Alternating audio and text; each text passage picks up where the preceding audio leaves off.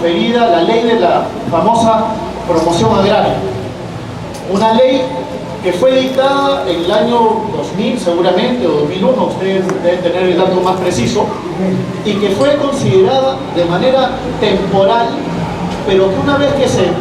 venció fue ampliada en su vigencia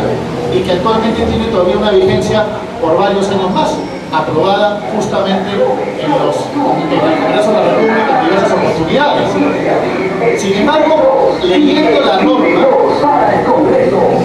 que considera situaciones especiales en el mundo agrario, entendemos que hay artículos que no corresponden a una igualdad de derechos. Y hemos decidido señalar, por ejemplo, que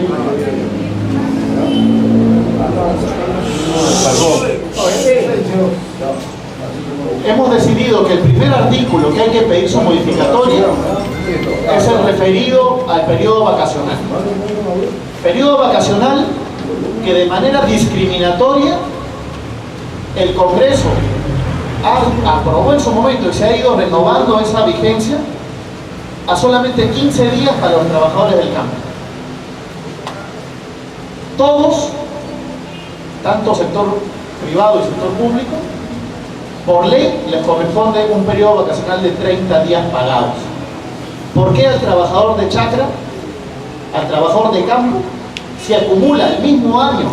de trabajo ininterrumpidamente? ¿Por qué solamente tendría derecho a 15 días? Ello ha sido materia de múltiples reclamos y creo que es momento de presentar ya la modificatoria de ese artículo para empezar a mirar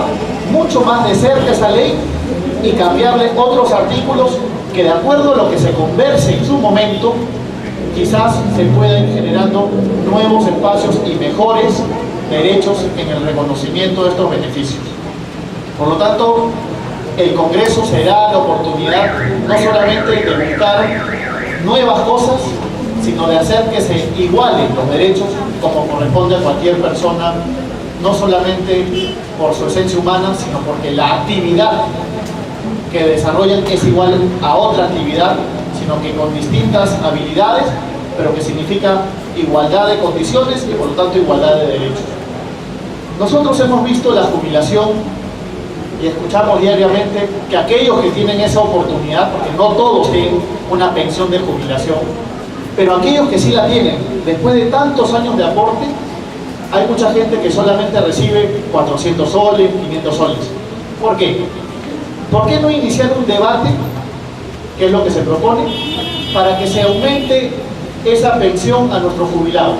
Ayer escuchaba yo a un docente señalar que hay profesores que cuando cesan terminan recibiendo 600 soles. 600 soles que obviamente con las condiciones del costo de vida terminan siendo insuficientes para cualquier subsistencia con lo mínimo de calidad que merece cualquier persona. Por lo tanto, ejemplos como el del docente y ejemplos en la actividad privada en distintos ámbitos de la famosa ley 19.990,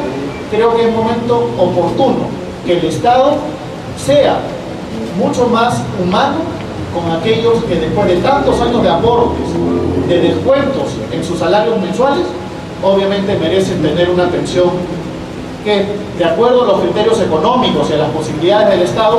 se termine incrementando para mejorar justamente no solamente la situación personal de esos beneficiados, sino también la situación del país, que atraviesa, como ustedes saben, una desaceleración y que es momento también de ayudar a que se generen nuevos incrementos en gasto y nuevo incremento en el circuito económico de nuestras localidades.